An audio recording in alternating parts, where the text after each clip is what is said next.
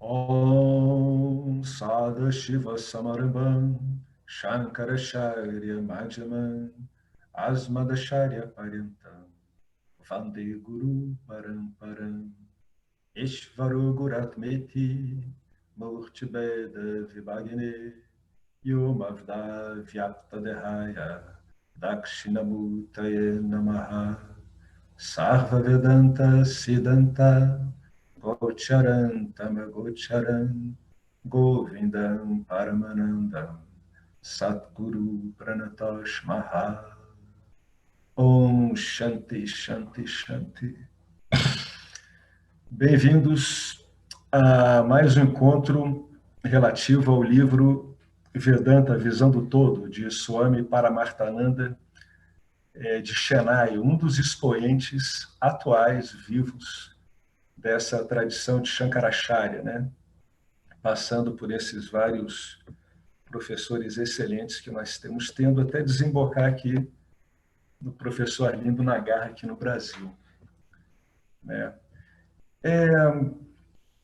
A gente tinha parado aqui na parte da criação, né? Então, vamos ver essa cosmogonia védica no que interessa especificamente ao jiva humano, né? Que é onde o Advaita Vedanta ele procura se deter, porque senão a gente se perderia em muitos assuntos muito extensos cobertos por essa sabedoria. Mas para o que nos diz respeito, que é o autoconhecimento, Paramarthananda está colocando aqui em resumo, né? Esse livro é um livro bastante sucinto. Como é que seria um voo panorâmico sobre a abordagem, né? Desse meio? É um meio de autoconhecimento. Essas palavras são importantes demais. Vedanta é meio de autoconhecimento. Meio, ele não é o fim. Ele não é o autoconhecimento em si. O que se quer dizer? Que você pode ler Vedanta a sua vida toda e não ocorrer absolutamente nada. Ele virá uma compreensão meramente intelectual, técnica e daí por diante, né? Mas Vedanta não tem nada a ver com isso. O Vedanta ele é extremamente prático. E vamos ver por que Swami Paramarthananda ele vai tratar da criação, né? Já que é tão prático assim, por que ele coloca a criação? Vamos lá. Número 12, capítulo 12, criação. O Vedanta apresenta não apenas a natureza do jiva e do ser pleno, mas ele também apresenta a criação e a constituição do universo. Antes que o mundo passasse a existir, apenas a consciência, o ser pleno, Brahman, existia, pois sua natureza ela é eterna e pervasiva, ou seja, ela não está sujeita a limites de tempo e espaço, e ela não está limitada por absolutamente coisa alguma, imaginável ou não. Nesse contexto, a consciência é chamada de Brahman. Tá? Olha ele definindo os termos com cuidado, que significa infinito ou ilimitado. As palavras Brahman e Atma apontam para a mesma coisa e são usadas dependendo do contexto da discussão. Quando o indivíduo é abordado, a consciência recebe o nome de Atma. A mesma consciência é referida como Brahman do ponto de vista universal macrocósmico. Dependendo do contexto, o mesmo local pode receber nomes diferentes. No exterior, posso dizer que moro na Inglaterra.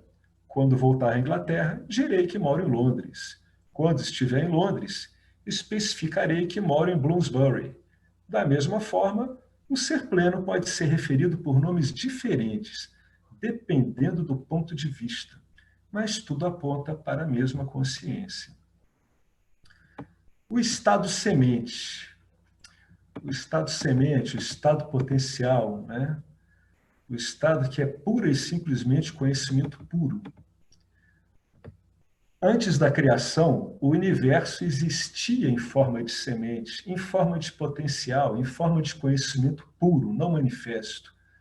Como a matéria não pode ser criada nem destruída, ela sempre existe de alguma forma. Antes de se tornar uma mesa, ela existia na forma de madeira. É muito bacana as analogias do Vedanta, olha como eles vão caminhando. Antes disso, existia na forma de árvore. E antes dessa árvore existia na forma de semente. Então, semente, árvore, madeira, cadeira, mesa. Nada de novo é criado. A criação simplesmente manifesta o que já existe em potencialidade, né? Antes da manifestação, todo o cosmos existia no corpo causal, em um estado não manifesto, invisível e dormente. Esse estado potencial de existência é chamado Karanamvasta, o estado causal do universo. Quando a gente lê esse parágrafo, a gente entende por que é que se diz que Mithya é manifesta e imanifesta, né? Ela é imanifesta porque tem o conhecimento em estado semente. E ela é manifesta também porque ela tem esse conhecimento em estado semente sendo manifesto, né? Em todos os objetos, né? Em todas as formas que a gente tem ciência e muito além disso. Esse estado, né? O estado causal do universo, ele pode ser dividido em dois aspectos. O primeiro aspecto é o corpo causal, conhecido como avidia, é um outro nome para ignorância, autoignorância. O segundo fator é a forma potencial de todo o mundo da experiência, conhecido como Maya. Juntos, Maya e avidia formam o imanifesto, Avyaktam. Antes da criação, então, nós temos Brahman, a consciência pura, e Avyaktam, o imanifesto. Ambos são sem começo e não são criados. Entretanto, Brahman é o fator imutável da consciência, e aquele fator imanifesto, Avyaktam, é o princípio da matéria em transformação, né? Isso é muito interessante. O que ele está querendo dizer, em última instância, é que essas duas ordens de realidade, das quais a gente fala, né, que é Mithya e Satya, elas sempre existem, né? E antes que o universo apareça, ele existe como imanifesto, já que nada, na matéria, né? Você não cria matéria a partir de nada e você não perde matéria no decorrer da criação.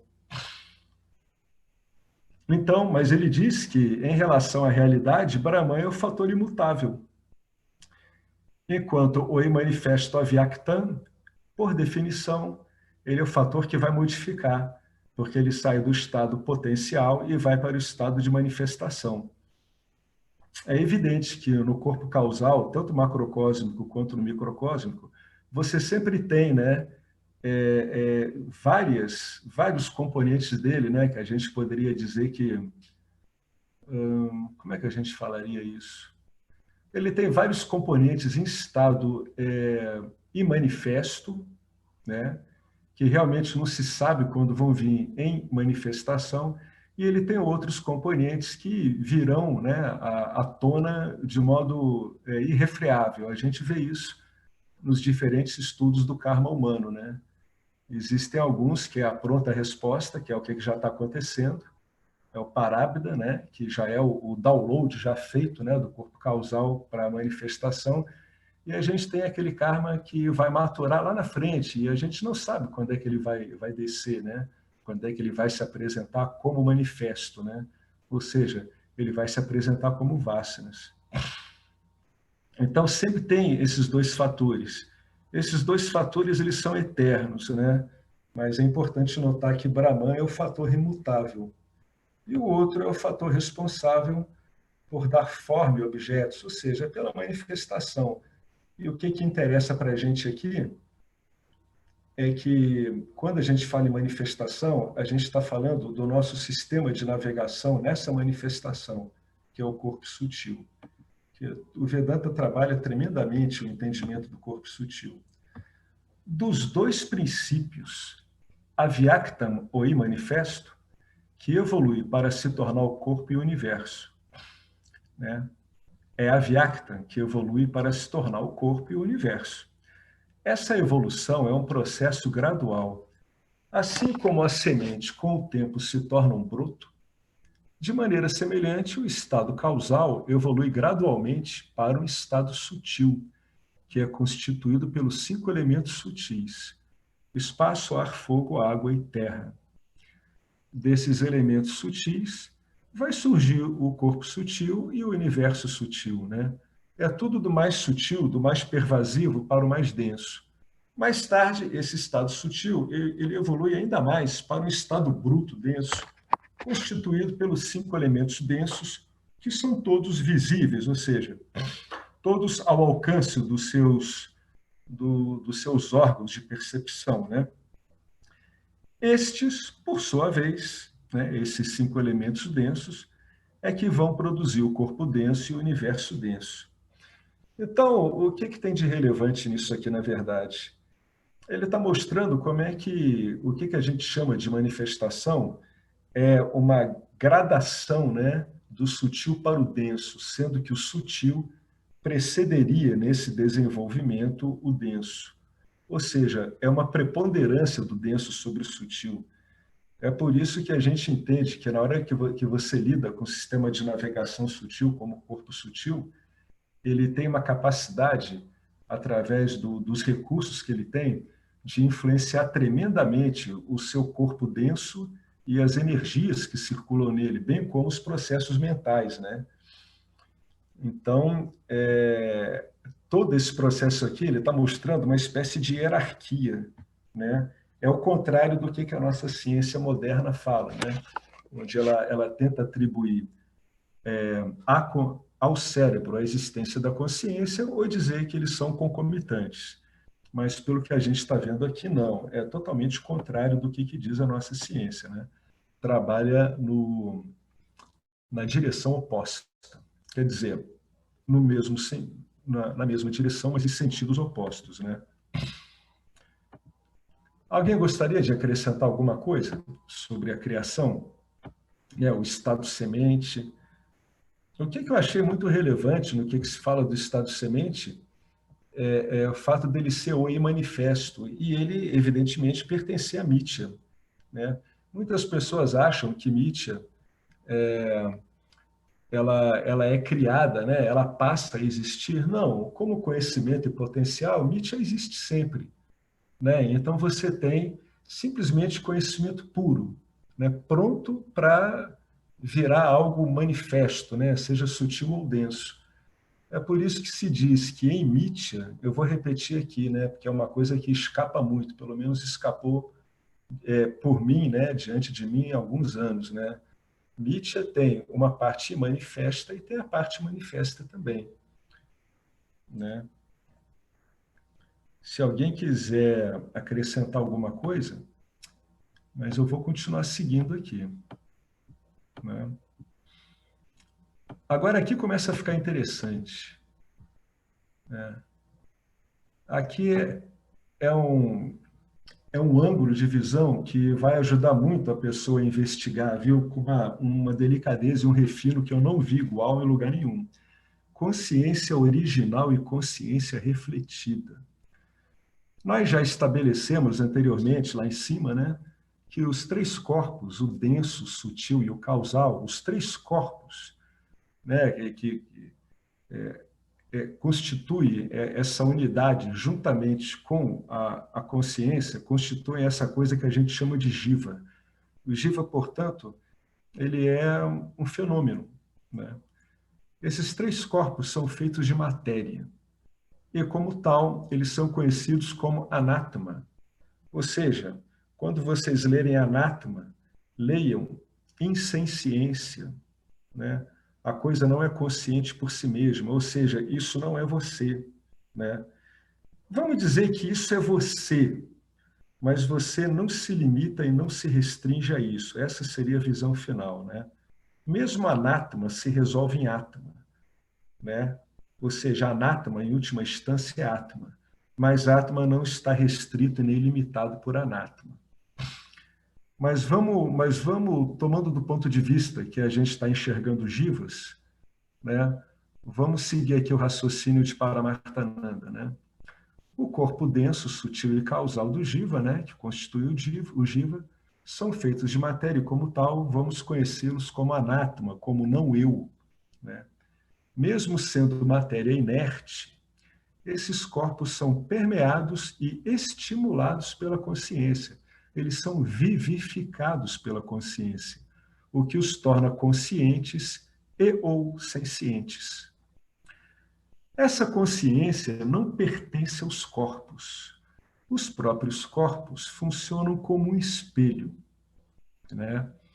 Um espelho não tem luz própria. Olha que analogia bacana. Se o espelho for mantido sob a luz do sol, essa luz do sol vai se refletir na superfície do espelho e vai brilhar.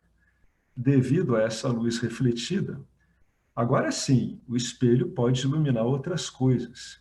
Não por sua luz original, que ele não tem, mas porque ele tomou emprestada a luz do sol, né? Então, aqui ele estaria equivalendo essa luz refletida como se fosse uma luz emprestada do sol. Assim, o não luminoso se torna luminoso, se torna aparentemente luminoso.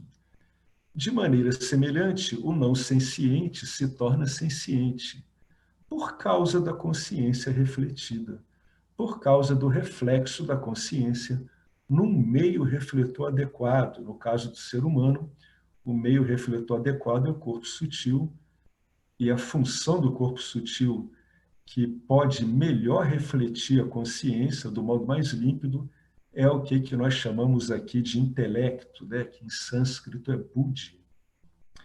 Cada corpo não tem vida própria, mas é sensibilizado pela luz refletida da consciência. Ele é vivificado, é como se a consciência simplesmente fosse.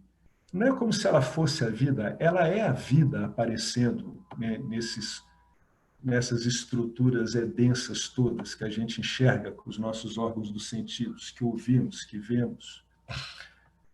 Essa consciência que a tudo pervade, ela dá vida, ela confere vida a todo o universo.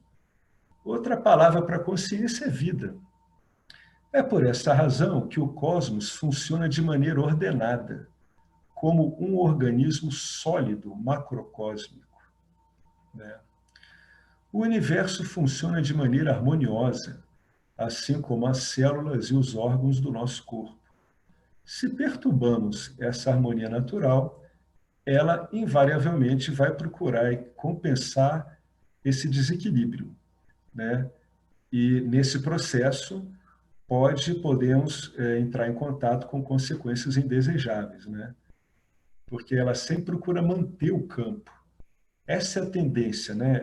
Ela tem uma atitude anti-entropia, né? O universo não é uma massa caótica de matéria inerte. Ele é pervadido e animado pela consciência pura. E assim ele funciona de maneira inteligente, né? Assim como existem três corpos, existem três universos: o universo denso, o universo sutil e o universo causal, né? Que a gente pode chamar, ó, o corpo denso macrocósmico, o corpo denso sutil e o corpo causal macrocósmico, né? Então, é o universo, é o corpo denso macrocósmico, o corpo sutil macrocósmico e o corpo causal macrocósmico. Assim como é embaixo, é em cima e vice-versa. Você, através do entendimento de como funciona o seu corpo sutil, você pode vislumbrar, né, mesmo dadas as limitações de compreensão que a gente tem como Jiva, como é que funcionaria no que diz respeito a nós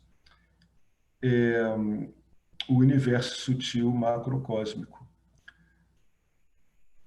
Os níveis microcósmicos, ele vai falar dos macrocósmicos e vai associar aqui um com o outro, né? Alguém nesse ínterim quer comentar alguma coisa que tenha observado, algo que leu em algum local, gostaria de acrescentar aqui? Tudo isso, o Paramartananda está dizendo que você está diante de uma estrutura organizada, né? O que se diz? O universo é projetado de maneira inteligente. Eu arrisco um pouco à frente e até dizer que a coisa é tão difícil de compreender para o Jiva, né? Dadas as limitações do corpo sutil microcósmico, que eu diria que a inteligência aparece nisso. O que é isso? É algo inconcebível, por que a gente chamaria, né, de algo inteligível. O que nós chamamos de inteligência, que é o que vemos ocorrendo em nós, ocorreria nesse mistério tremendo que nós somos, né? Mas, de qualquer modo, para todos os sentidos práticos, é uma questão de experiência que o universo ele é harmônico e ele é inteligente, né? Basta você olhar para você mesmo ou para qualquer coisa que você veja no mundo que você vai ver ali essa harmonia, né, de supra-inteligência expressa ali. É uma questão de experiência, isso não é uma questão de prova, né? Não há como provar isso, isso é óbvio. Agora, o que ele vai fazer? Já que ele falou isso aqui tudo, ele agora vai falar dos níveis micro e macro.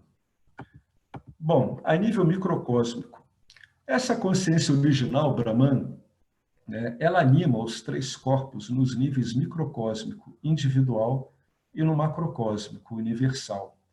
No nível microcósmico, quando a consciência brilha sobre o corpo causal, essa consciência refletida é conhecida como prajna, que é o adormecido, é aquele jiva eterno, é o modelão dos jivas, né? É aquele jiva que existe em completa bem-aventurança e em completa autoignorância quanto a si mesmo. A mesma consciência que anima o corpo sutil é chamada Taijasa, que é o sonhador, é aquele que trafega nos seus mundos oníricos, que representam as suas vásanas. A consciência que anima o corpo denso, ela é chamada de Vishwa, que é o desperto, que é a entidade, não é o desperto, aquele que tem autoconhecimento, não. Isso pode dar margem à dúvida. O desperto é aquele que está no estado de vigília, né? Então, juntos, esses três estados, né, da consciência, esses três estados de matéria que refletem cada um deles, segundo a natureza e a constituição dos seus meios refletores, essa consciência, eles formam o jiva, ou indivíduo.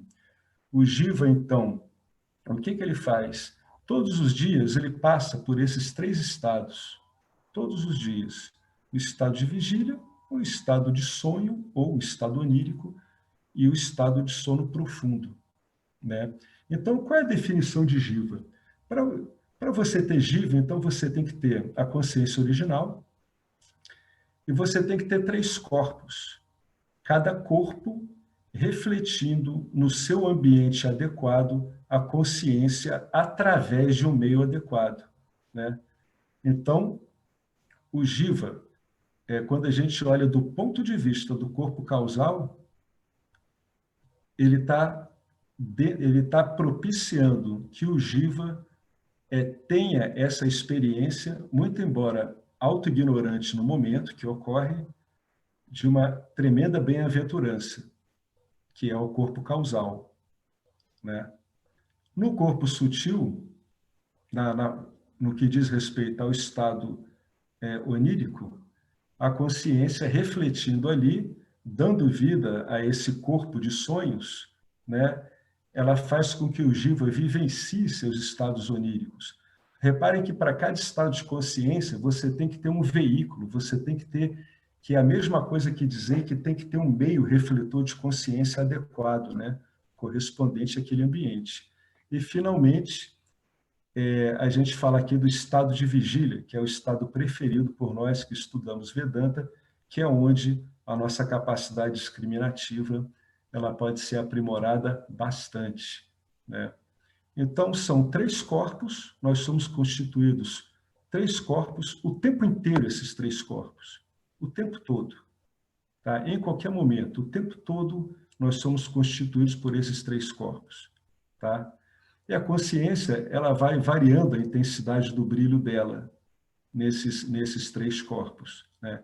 É por isso que o seu corpo não morre quando você está sonhando ou quando você vai para o estado de sono profundo, né? O que acontece é que isso vai ter uma variação e ela vai refletindo mais intensamente de um estado para o outro, permitindo que você experiencie os três estados ao longo de um ciclo diário. É isso que acontece. Então, você é um ser que tem 3 corpos o tempo todo, sem parar, né? E você é a consciência. Só que do modo como aparece para a gente, é sempre um reflexo de consciência. É a consciência batendo em cada corpo específico. Sempre que falar em reflexo de consciência, a gente tem que prestar atenção em cima de que aparelho refletor que está sendo comentado no texto, né? Cada aparelho refletor vai responder por um estado, e cada estado vai ter a sua descrição apropriada e o seu uso na investigação. Você vai usar esses 3 estados na investigação e você vai usá-los no estado de vigília, né? Com o passar do tempo no Vedanta, a gente vê como é que o Vedanta ele usa isso, ele usa esses 3 estados, todos referenciados no estado de vigília, para que você possa exercer a discriminação e, por conseguinte, separar você desses 3 estados, que são objetos ocorrendo em você. Essa é a base da discriminação. Você não vai se confundir com aquele que dorme profundamente, você não vai se confundir com aquele que está no estado onírico, vivenciando exclusivamente suas vasanas, e você não vai se confundir com esse agora que ouve e que vos fala, que é a entidade do estado de vigília. Você não vai se confundir com nenhum deles, embora você vá lidar com todos eles simultaneamente, né? Mas não vai se confundir com nenhum deles. Todos esses 3 corpos e todos os 3 estados, né, propiciados pelo reflexo dessa consciência, que é quando isso é vivificado, todos esses 3, eles são inertes, eles não têm vida própria, né? Isso é fundamental. Os estados são objetos inertes. Os corpos são objetos inertes. A experiência, que é o resultado da atuação dos corpos nos estados, também são objetos. Por quê? Porque tem começo, tem meio e tem fim. Tudo que tem começo, tem meio e tem fim, tudo que varia é um objeto, né? Então, o Jiva percorre esses 3 estados o tempo todo. Toda a vida dele, ele está pulando de um estado para outro. No nível macrocósmico, no nível universal, quando a consciência brilha sobre o corpo causal, ela é conhecida como Antaryami, é o universo causal. A consciência que anima o universo sutil é chamada Hiranyagarbha, e a animação do universo denso é conhecida como Virat. Esses 3 níveis, como um todo, são chamados Ishvara. Olha um outro modo de ver Ishvara, né? No primeiro nível, quando a consciência brilha sobre o corpo causal, a gente tem aquele nome específico, universo causal, a nível macrocósmico. Quando faz o mesmo processo no universo sutil, ela tem esse nome, Hiranyagarbha, que a gente já viu em alguns cânticos, algumas escrituras. E a animação do universo denso é Virat. Sob esse ponto de vista, esses 3, né, corpos macrocósmicos constituem Ishvara também. Então está aí, né, mais um modo de olhar Ishvara. Ishvara não é apenas o princípio, a gente não precisa ver Ishvara apenas como o princípio de inteligência pura, né? Se a gente pudesse dizer que há um sattva puro na manifestação, a gente diria que é Ishvara. A gente pode olhar Ishvara também do ponto de vista desses 3 estados e desses 3 corpos associados aos 3 estados, né? Como sempre, o Vedanta ele usa de uma quantidade enorme de pontos de vista, porque a sua vida é feita de uma quantidade enorme de pontos de vista, né, que são gerados em contato com os corpos que você tem apropriados a cada meio, onde eles são capazes de realizar a experiência, né, de vivenciar a experiência. Então, a gente também pode olhar Ishvara assim. Em resumo, esse que é o resumo. Agora ele vai falar o que nos interessa. Em resumo, Jiva e Ishvara são reflexos da consciência única original predominante nos ambientes microcósmicos e macrocósmicos, respectivamente, né? Então, o reflexo da consciência única original no ambiente macrocósmico, a gente chama de Ishvara.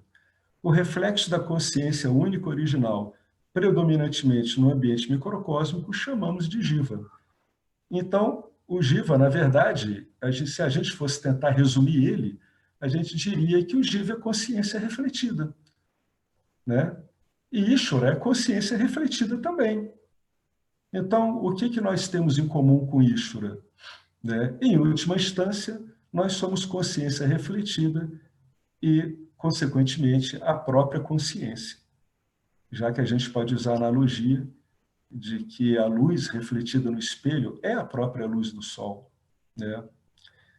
Enquanto os cientistas continuam estudando o universo e discutindo sobre sua origem, esta é a análise da criação dada pelo Vedanta.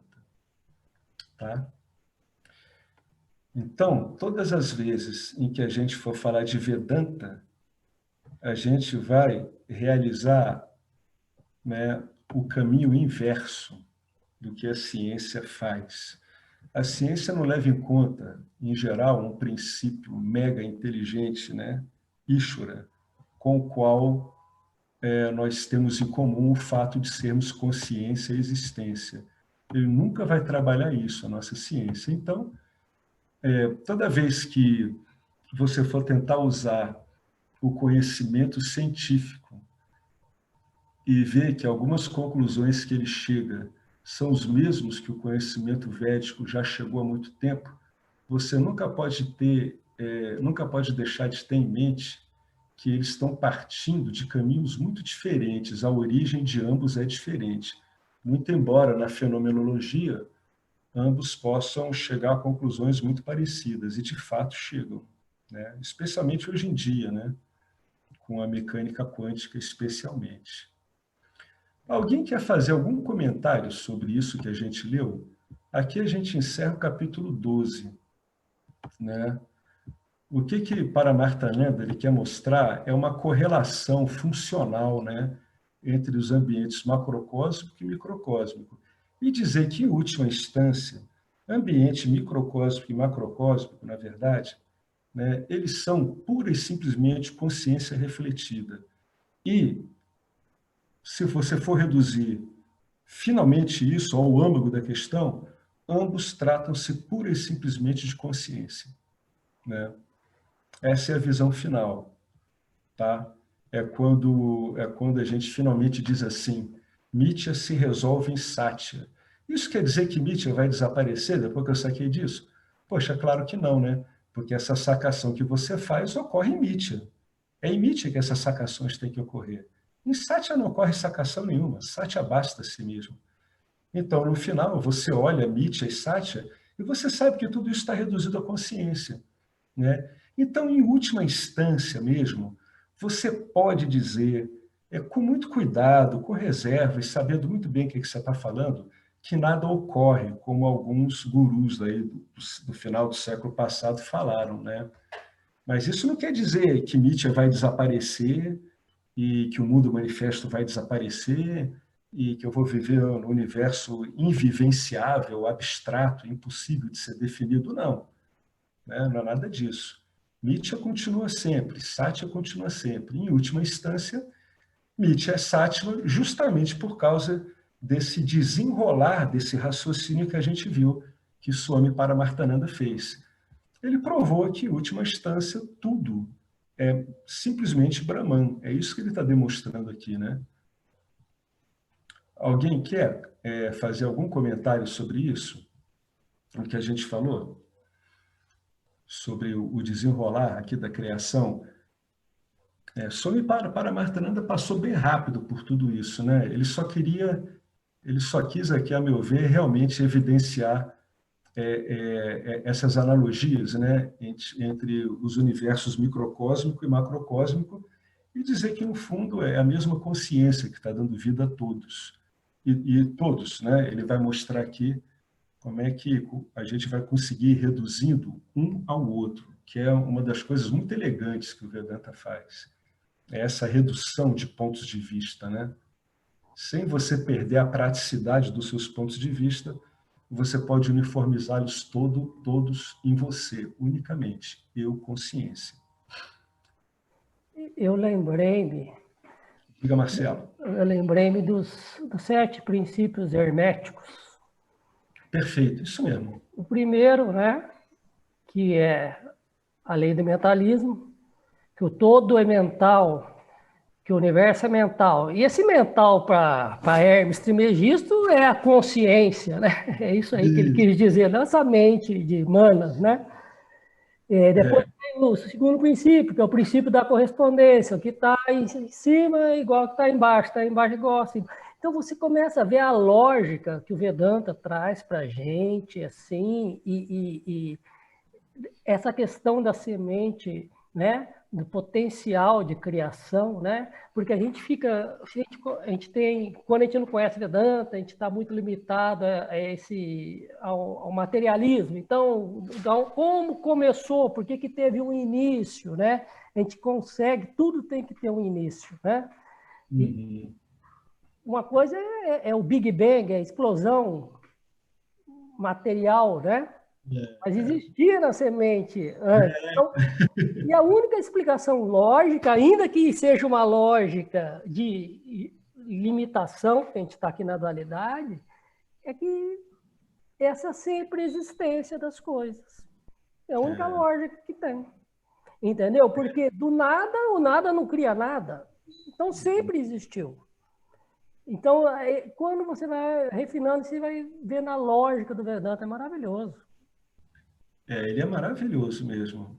E é bacana, Marcelo, porque, na verdade, tudo isso vai criando um ambiente onde o indivíduo ele começa a meditar e refletir sobre isso. E ele começa a olhar em volta dele e ver que, por incrível que pareça, isso tem uma aplicação prática muito rápida e muito situacional. O Giva ele consegue se situar muito bem com tudo isso. Ele compreende perfeitamente qual o papel dos Jivas, né? No que lhe diz respeito, como é que o universo funciona, né? Por que é vantagem você se alinhar com o funcionamento do universo, né? Mesmo você se vendo como uma entidade separada, né? O Vedanta faz essa concessão, né? Mesmo nesse ponto onde você se vê como um Jiva, olha a vantagem tremenda de você se alinhar a isso, conhecendo, né? Toda essa lógica, vamos dizer assim, essa lógica descendente, entre aspas, do Vedanta, né? Do absoluto e do imanifesto em direção, né, ao manifesto, né, conservando sempre o absoluto, né? O absoluto está sempre aí, vamos dizer, entre aspas, como pano de fundo, né? Vamos dizer isso. Bacana, é isso mesmo. É esse exatamente o propósito disso. É bacana, né? O indivíduo ele se detém, ele medita, ele começa a mudar o tipo de naipe de pensamento que ele está usando, né? Em vez dele ficar muito focado no dia a dia, ele já começa a ter um naipe de pensamentos mais dessa natureza, né? Que são naipes, né? Que são, vamos dizer que são vassanas, né? O Vedanta vai criando vassanas por conhecimento. O estudo da criação é uma dessas vassanas. E ele é muito bacana, ele ajuda o Jiva a ir se situando diante desse campo, né? O qual ele achava que estava aí para satisfazer ele, né? Tudo isso vai mudando, tudo isso vai impactando o entendimento do que o Jiva entende que é bom, que é válido, o que é bom para ele, né? É muito bacana isso. Muito boa essa intervenção aí, né? A gente vai vendo essa lógica e vamos ficando encantados com a precisão dela e como ela colabora, né? Com o reposicionamento mais do que necessário do Jiva diante do campo dármico. Bom, agora o Swami ele vai passar por uma das manobras muito elegantes, né, em termos de compreensão do Vedanta, que são essas reduções que vão ocorrendo, né, quando a gente descobre a unidade entre um ponto de vista e outro, né, entre uma visão através de um aspecto da manifestação e de outro.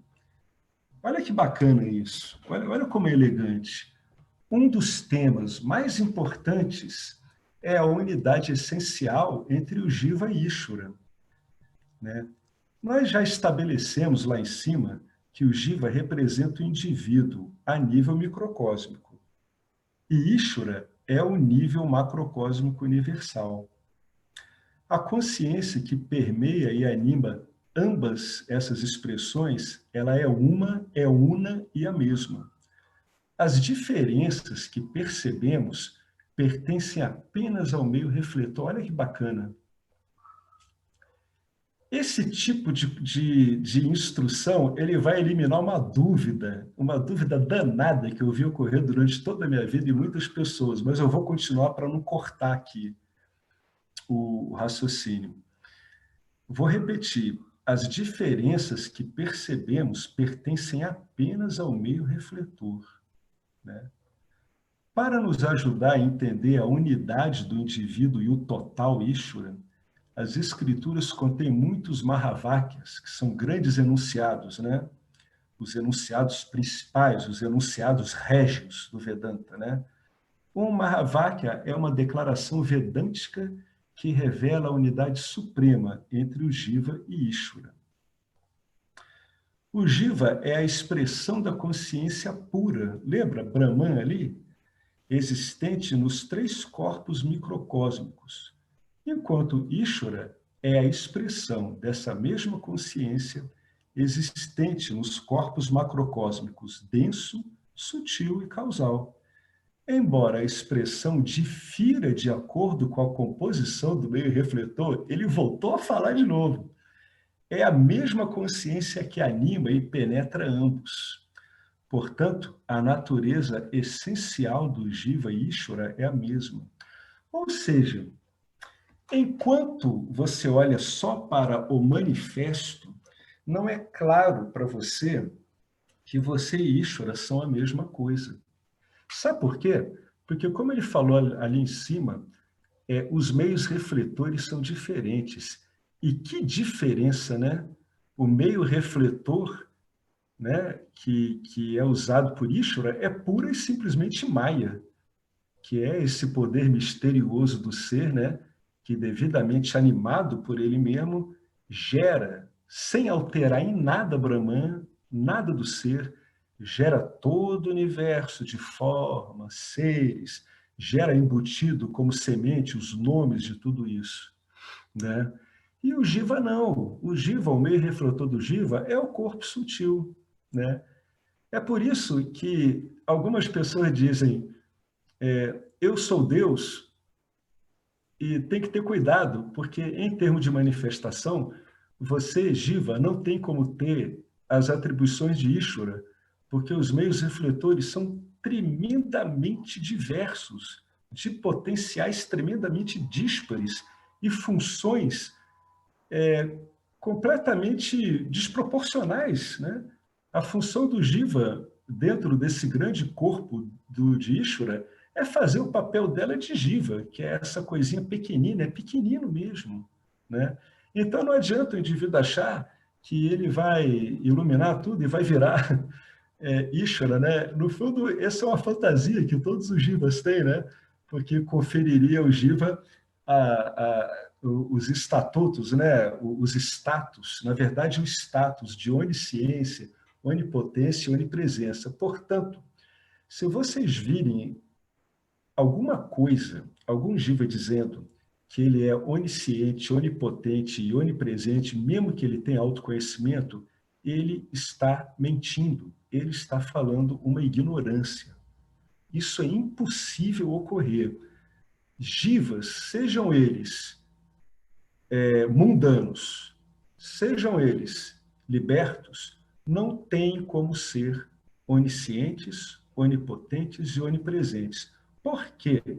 Porque o meio refletor que caracteriza o Jiva não possui essas propriedades. Já Maya, que é o meio refletor, né, que é usado por Ishvara, e que na verdade é o próprio Ishvara, né? Vem aquela velha questão, né? É Maya que controla Ishvara ou Ishvara que controla Maya? Vamos dizer que é um todo orgânico, né? Onde Ishvara, que é o princípio da inteligência. Já nesse caso, esse meio refletor Maya, ele garante a Ishvara realmente a onipotência, a onisciência, a onipresença. O que isso quer dizer? Isso quer dizer que Ishvara sabe de todos os corpos sutis. Todos. Todos eles.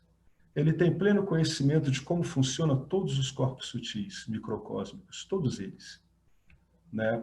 É por isso que é possível que se execute perfeita e corretamente a lei do karma. Por quê? Porque o conteúdo dos corpos sutis ele é conhecido integralmente por Ishvara. Integralmente, sem nenhum erro, sem nenhuma sombra de dúvida em absolutamente nada. Por isso que o universo, né, mesmo na sua expressão humana, ele é impecável. Mesmo na ignorância, ele é impecável. Ele é uma ignorância perfeitamente expressa e o tempo todo sendo autorregulada pelo sistema, né? É por isso que ocorre tanto sofrimento. Com a ignorância, você entra em atrito com as leis de Ishvara, do campo dármico, e naturalmente vai vir uma correção mais cedo ou mais tarde, numa existência ou noutra, que muitas vezes, né, engendra processos dolorosos de muito sofrimento, né? Então, o problema do sofrimento é um problema de auto-ignorância. O que é essa auto-ignorância? Eu não sei quem eu sou, eu não sei que, no fundo, eu sou uma modulação de Ishvara, eu não sei nada disso, por isso que eu sofro. Eu parto para atuar no campo conforme os meus medos e desejos, conforme as minhas vássanas, exclusivamente, e, naturalmente, eu começo a atritar com um monte de leis, de proteções, de gatilhos, defesas, encaminhamentos que o campo tem para sua autorregulação, né? Até que o ser humano compreenda a natureza dele e pura e simplesmente, através dessa compreensão, comece a atuar de acordo com a natureza que ele agora compreende como a sua própria, né? Como seu âmago mais profundo, né? Alguém quer comentar sobre isso, a unidade entre esse prefáciozinho, esse comecinho aqui do capítulo, a unidade entre Jiva e Ishvara? Jivatma igual a Paramatma, que nós estudamos.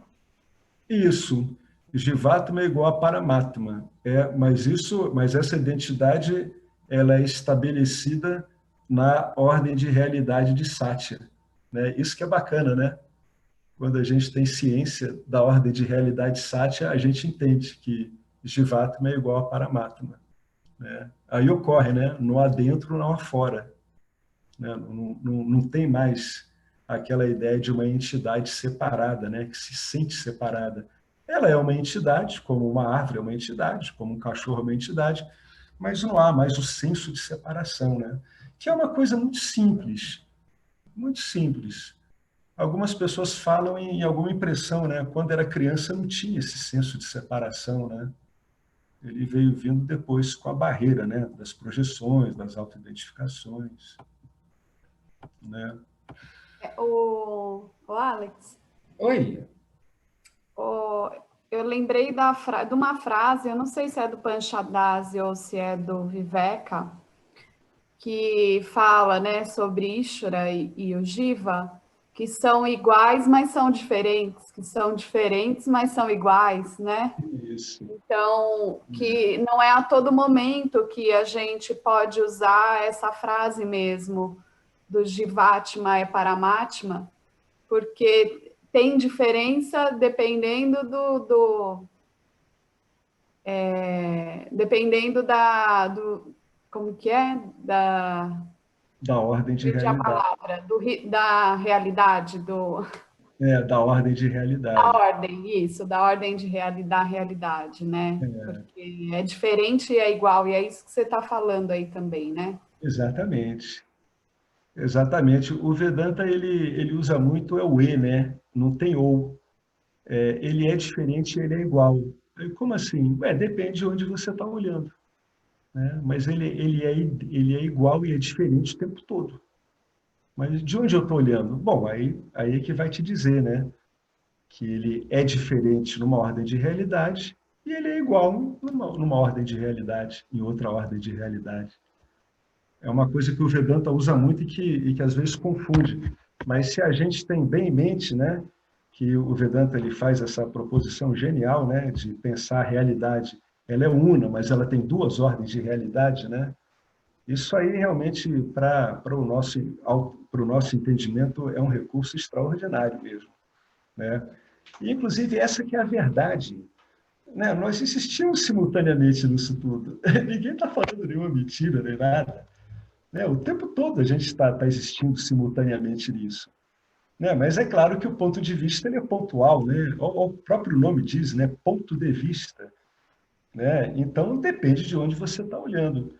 Com o passar do tempo, a gente vai se acostumando, né? A esquecer meio que o ou e usar muito esse e, né? Que o Vedanta usa, né? Nós somos diferentes e somos iguais. Nós somos um e o outro e somos o mesmo.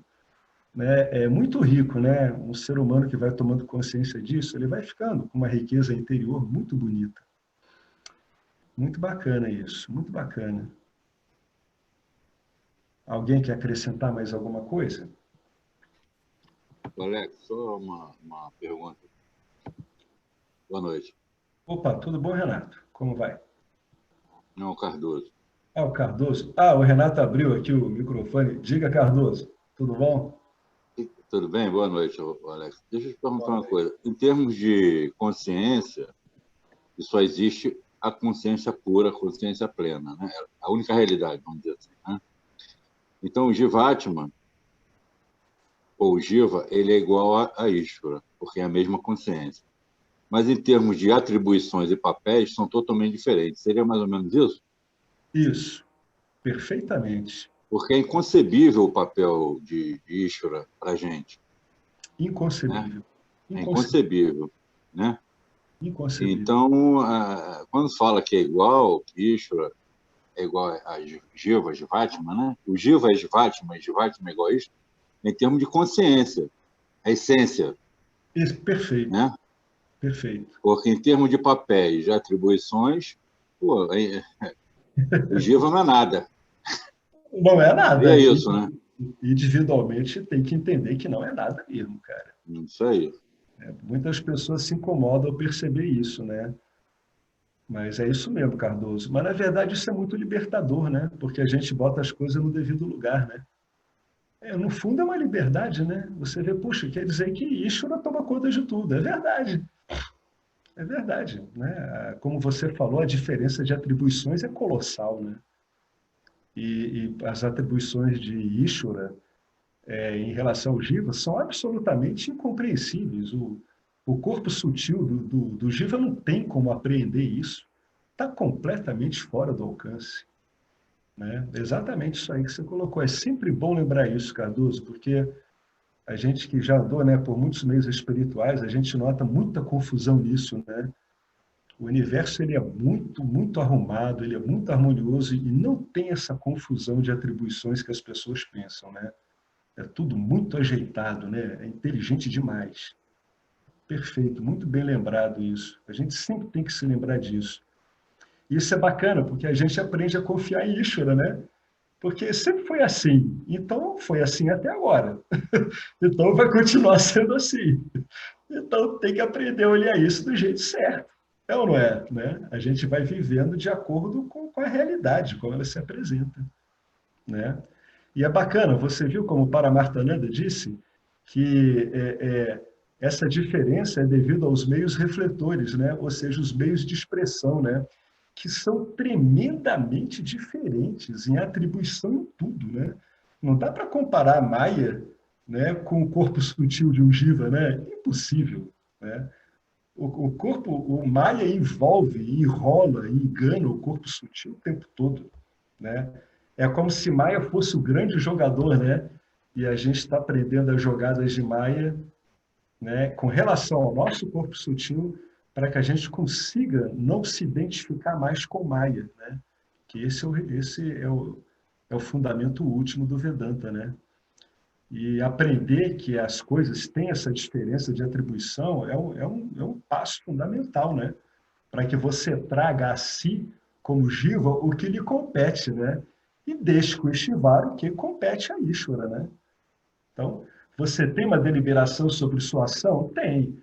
Agora, e os frutos dela? Opa, os frutos dela já é coisa de Ishvara, não tem jeito. Não tem como não ser coisa de Ishvara. Impossível. Né? Você, quando a gente entende essa diferença de atribuição, a gente vê que cada jivinha nosso aqui, ele é só uma pecinha minúscula nessa engrenagem gigantesca, né, incomensurável que é Ishvara, né? Então, realmente, os frutos dados pelo campo por Ishvara competem a Ishvara. Isso faz refletir sobre isso que você falou, acaba causando, quando a reflexão é muito profunda, ela dá um relaxamento do indivíduo em relação às expectativas dele.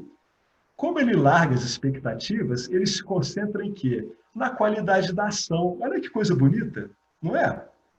Então, ele vira o melhor executor de ações. As ações dele melhoram tremendamente de qualidade, né? E ele deixa com Ishvara os frutos. Vou fazer o meu melhor e que Ishvara distribua os frutos conforme, né, essa matriz gigantesca vai se resolvendo, né, segundo a segundo. Né? Cada pontinho desse que a gente para refletir, ele vai situando a gente de um modo que é muito produtivo para a nossa vida, para a investigação. Mesmo que o Jiva ele esteja fundamentalmente centrado no Sansara, só uma reflexão dessa já dá um alívio nele tremendo, né? E torna ele muito mais apto a trabalhar de modo adequado no Sansara, né? Muito mais. É um ensinamento que serve para tudo, inclusive para quem não está interessado, né, em liberação.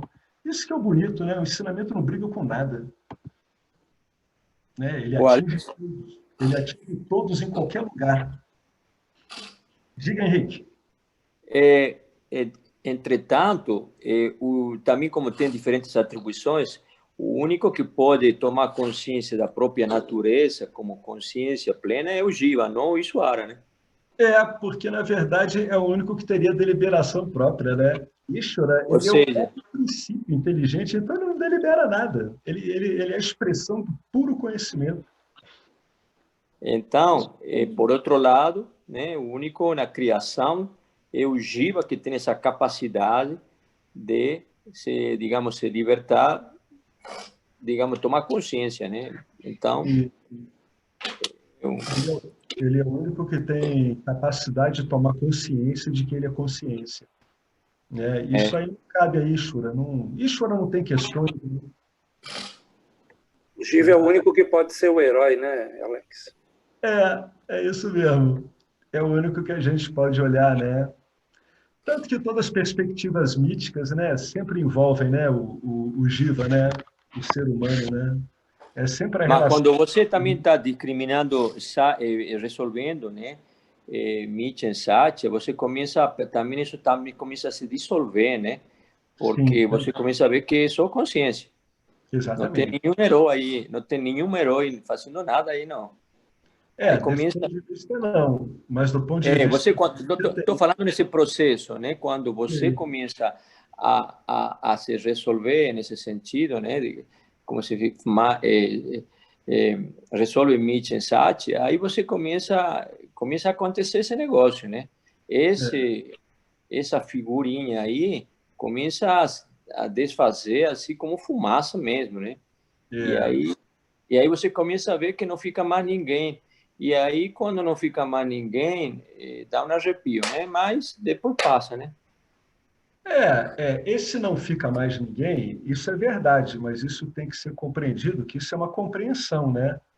Ah, sim, estou falando do ponto de vista da compreensão mesmo, não tem...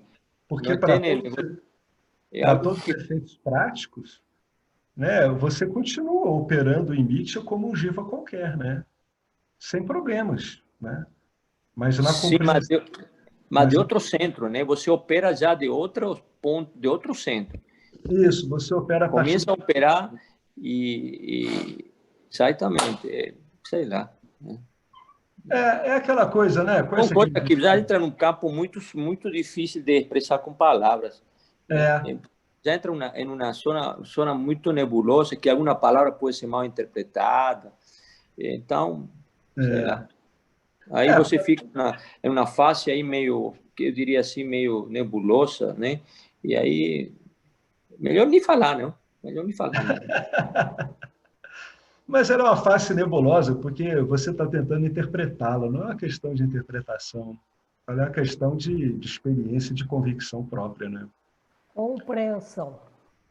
Compreensão, Alex, isso me parece muito com com que a Cabala fala, que você, às vezes, você se sente diferente do Criador. Quando você começa a se aproximar da mente divina, você entra em equivalência de forma com ele. Isso. E a partir daí você começa a senti-lo de outra forma. Ainda é uma experiência, né? Mas, e também me faz lembrar da questão do entrelaçamento quântico, né? Aí quando há o entrelaçamento, não importa o que aconteça, que distância, que tempo, quando isso aqui muda junto. Não importa em que ponto do universo as duas coisas estejam, em qual distância, seja qualitativa, em termos de energia, distância, vence a velocidade da luz. É isso mesmo. Bem lembrado, Renato, esse entrelaçamento, você sabe qual é o nome que o Vedanta chama para esse entrelaçamento entre a criatura, o Criador, naquilo que eles têm de comum? Ele chama isso de devoção não dual. Né? Perfeito, entra em sintonia. Isso, é a devoção não dual, é um outro modo de falar isso. Né? O que é um devoto não dual? É aquilo que você falou, ele começa a vivenciar essa vida de outra forma. Né? E ele se entende vida, vivenciando a vida do modo como a vida se vivencia, no que diz respeito ao Jiva, não é? É bacana, é a devoção não dual. A devoção não dual, no final das contas, gente, isso é engraçado falar isso numa aula, numa reunião de Vedanta, porque as pessoas têm uma visão assim muito mental, né, rígida do Vedanta.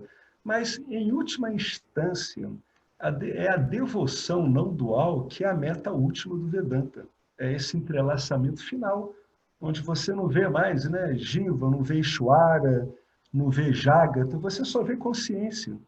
Né? Você está profundamente devotado a você mesmo, sabendo que a mesma vida a qual você é devotado em você mesmo é a mesma vida que está no cachorro, é a mesma vida que sustenta as paredes. Daí que a qualidade da sua interação melhora formidavelmente, né? É você com você o tempo todo em você. Né? A beleza da devoção não dual é essa, né? Esse entrelaçamento que não tem mais como separar, né? É inseparável, né? Ficou uma coisa merged, né? Em inglês tem essa palavra que eu nunca consigo traduzir bem. Fica merged, fica imerso, né? Diluído. Às vezes, uma pessoa como o Henrique, quando isso vai ocorrendo, ele fala nisso, né? Dá uma impressão de diluição da personalidade, e dá mesmo. Ainda mais quando a personalidade ela sempre trabalhou, né, com umas vássanas um pouco mais carregadas. Né? Então, a impressão que a gente tem é que vai ocorrendo uma diluição. Mas a impressão de uma individualidade na manifestação continua, né? Sem problema, sem detrimento do seu auto-reconhecimento como consciência, né? Como sempre aquela visão, aquela vida simultânea, né? Você se vê uno com tudo e, ao mesmo tempo, uma expressão, logo uma expressão, uma individualidade, né? Só que não se sente mais separado, não age mais como se fosse separado, não sente mais como se fosse separado. Daí a tremenda qualidade das ações, né, que melhora muito, o viver fica muito bacana. Alex, eu particularmente hoje, eu tive uma experiência, vamos dizer assim, mais ou menos nesse sentido. Eu sou muito preocupada, né? Eu fico aflita, às vezes, com algumas coisas, mas com o Vedanta eu estou começando a entender que não é bem por aí que a gente tem que fazer. E a hora que eu começo a ficar preocupada, eu olho para as coisas e falo, são simplesmente moléculas, átomos, elétrons, que estão unidos para cumprir o seu papel na criação. E a hora que eu começo a ficar aflita, eu olho e é como se as coisas elas se desfizessem do jeito que elas estão montadas, vamos dizer assim, e eu só consigo assim vê-las como moléculas, átomos, enfim, partículas que estão ali funcionando e que existe uma inteligência que fica ali por trás, fazendo com que elas fiquem naquela forma, cumprindo o seu papel na vida do mundo, né? E aí eu falo, e eu também sou molécula, eu também sou partícula. E o que é comum a todas essas moléculas e a essas partículas? A consciência. Perfeito. Então, nesse momento, eu fico tranquila de novo e falo, gente, para com isso. Eu só sou molécula que está junto aqui e, na verdade, no fundo, eu sou a consciência que, de alguma forma, junto com todas as outras moléculas, está tudo organizado. Então, calma, vai dar tudo certo. Então, o Vedanta, ele me fez entender isso, me fez sentir isso e me tranquiliza nos momentos em que eu acho que está tudo errado, que está tudo bagunçado. É uma experiência bem a respeito disso que a gente está vendo agora, né? É verdade, com certeza. Essa é uma experiência que você está conseguindo assimilar devido ao conhecimento, né? Você passa por essa experiência e você assimila corretamente. Você diz, bom, em última instância, isso aqui tudo é consciência, eu também, né? Aí onde é que isso bate fundo, né? No Jiva, que está condicionado, bate fundo é na ideia dele ser uma individualidade separada. Ele vê que não é, né? Quando você sente quando você sabe que você não é uma entidade separada, usando, por exemplo, uma abordagem dessa, você passa a introjetar isso em você, né? Quando você introjeta, o seu medo e sua preocupação vão embora, porque medo e preocupação, eles são característicos de quem realmente se vê como separado. E você viu que não é assim, então você relaxa, né? Não é porque ter medo e nem buscar prazeres, né? Essas coisas estão cumprindo todo o papel deles, né? E o que é esse papel deles? É puramente consciência, né? Quando há essa perda, dá essa impressão, né? Fica leve. Você diz, não, é engraçado como funciona, né? É como se você simplesmente estivesse olhando para uma coisa e ela sumisse e você começasse a ver outra. Incompreensão, né? Por isso que tem gente que brinca e diz, né? Você tem que dar um tempo até o Vedanta operar a sua mágica, né? Aí, cara, pô, que mágica é essa? O mundo vai desaparecer? Não, a mágica é essa aí que ocorreu com você. O mundo está lá no lugar, mas você está vendo de outra forma. Você está vendo o mundo como você mesmo, em última instância, né? E que Alex. Tudo consciência. Só um instantinho, Renato. Esse é um dos efeitos que vai dando, né? E o bacana é que, como você está no Vedanta, isso vai sendo assimilado, né? Então não fica só uma experiência externa. Isso que é bacana, entendeu?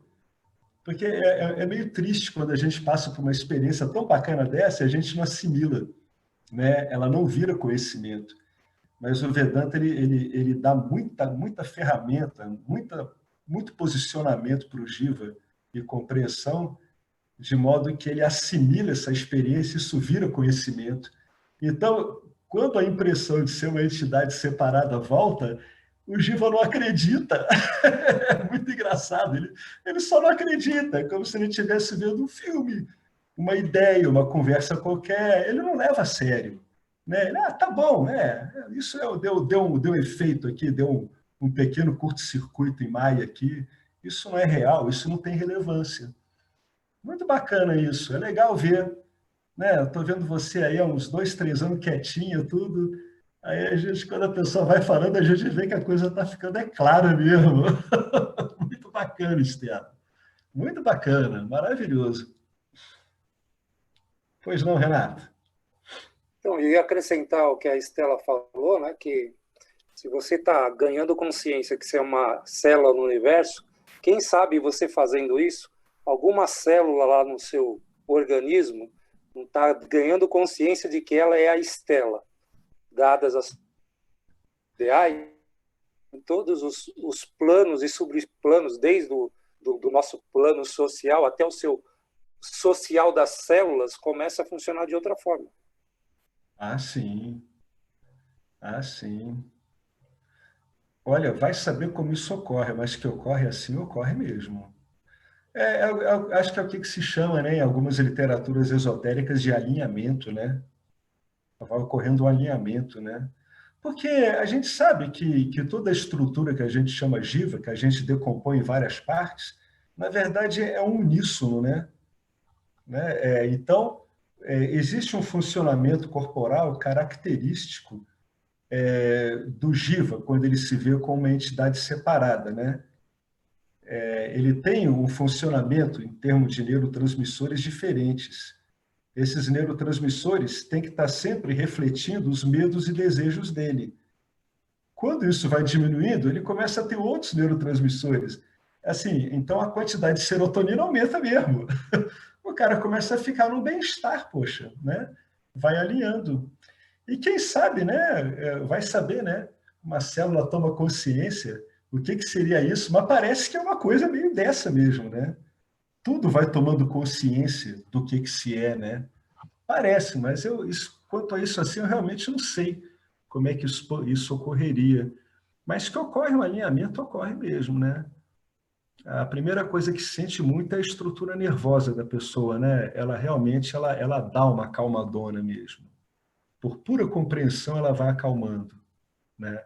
Tem uma frase no livro Curso em Milagres, que é um livro muito interessante. Tem uma frase, um enunciado dele, que é muito desconcertante no começo. O enunciado é o seguinte: você nunca está transtornado pelos motivos que você imagina. Né? Aí, quando você vê a Estela falando esses comentários todos, por que a gente fica transtornado? Porque a gente está se vendo como uma entidade separada. Não é por causa daquilo que a gente está achando que a gente está transtornado, né? Que como é que vai ser o dia de amanhã, né? Será que aquilo vai dar certo? Não é por causa disso, né? Isso só reflete o nosso transtorno devido à nossa identificação errônea, né? Então, a gente sempre atribui o nosso transtorno ao nosso problema com objetos quaisquer, né? Mas a verdade não é essa, né? A verdade é que a gente está transtornado porque a gente se vê como uma entidade separada. E é por causa disso que a gente vai atrás de objetos, né? A gente confunde a causa com o efeito numa manobra clássica de Maia, né? Que ela faz a causa parecer efeito e efeito parecer causa, né? São os objetos que estão me transtornando? Não. É você que não sabe quem você é que está transtornado e aí vai em direção aos objetos. Você que leva o transtorno para a relação com os objetos, né? Quando não está com autoconhecimento, né? E não os objetos que te causam transtorno, né? Por isso que esse livro diz: você nunca está transtornado pelos motivos que imagina, porque o motivo é um só, né? Isso vai ficando muito claro para todo mundo que vai entrando nesse conhecimento, né? Exatamente. Alex, de fato, o curso em Milagre, né? Já fiz várias vezes esse exercício, né? O primeiro são bem desconcertantes, né? Mas ajuda muito. Por exemplo, o primeiro diz: nada do que eu vejo significa coisa alguma, né? Isso. E por aí vai. Vejo todo o significado que eu tenho, todo o significado que tem, e aí vai. É muito. Os primeiros exercícios são assim uma pancada para a mente, né? É muito interessante isso, né? E eu acho que os primeiros 10 exercícios do curso de Milagres são assim uma pancada para a mente mesmo. É uma desconstrução, né? E o que falou Renato, é decir, a gente pensa que a consciência está iluminando cada átomo, né? Cada molécula, cada quartzo, cada bóson, né? Então a célula também, né? É algo óbvio, não está iluminando, ela está em cada átomo, em cada nêutron, em cada próton. Então está em a mais, né? Então, sobre o seu ponto de vista, eu acho, né? Até na minha aula de biologia, eu falo que essa definição, para mim, a melhor definição de célula, e todo mundo fica assim meio, né? É a mínima unidade de consciência. É a mínima unidade de consciência, né? Porque a célula, ela tem, você analisa biologicamente, parecer ser, né? Dar a sensação, ela tem né? É como se fosse ela toma consciência, né? Você diz, como que ela faz todos esses processos, né? É um universo. Sim. Então, sobre esse ponto de vista, a consciência está em cada pequena partícula, está em todo lugar. Então, exatamente. O Vedanta ele atribui a isso há uma característica da consciência, que ela é toda pervasiva, né? Não há absolutamente nada que não esteja sendo iluminado e vivificado por ela. Absolutamente nada, né? Não há nada que não esteja totalmente iluminado e vivificado pela consciência. Ele chama isso de toda pervasiva, toda pervasividade, né? Ela inunda tudo. É ela que permite tudo. Então está tudo encharcado de consciência o tempo todo. A gente está no universo totalmente vivo, inteligente o tempo todo, né? Muito distante, né, dessas impressões iniciais condicionadas que chamariam tudo isso de objeto, né? É por isso que, em última instância, você vê uma parede, é a consciência, você vê um asfalto, é consciência. É preciso um pouco de insistência para ver isso com clareza, mas a clareza vem, viu? Tampa de um bueiro, um poste. Vai ficando meio desconcertante, ao mesmo tempo muito bacana também, né? Como é que tudo é pervadido por isso, né? E como, na verdade, tudo é isso. Para a mente condicionada é muito desconcertante. Mas depois a mente vai parando com esse condicionamento e quando ela para de ficar desconcertada, o que ela começa a ficar é muito deleitada, né? Muito contente com isso, né? Muito pacífica. Bastante pacífica com isso tudo. Finalmente a gente consegue dar um sossego à nossa mente, né? Que a gente, vamos ser sinceros, a gente trata ela mal pra caramba, né? A mente gosta de ser bem tratada, ela fica muito feliz quando ela vai ficando nessa condição, né? A gente não fica mais querendo ela para que ela nos dê coisas que ela não tem como dar, né? Como instrumento.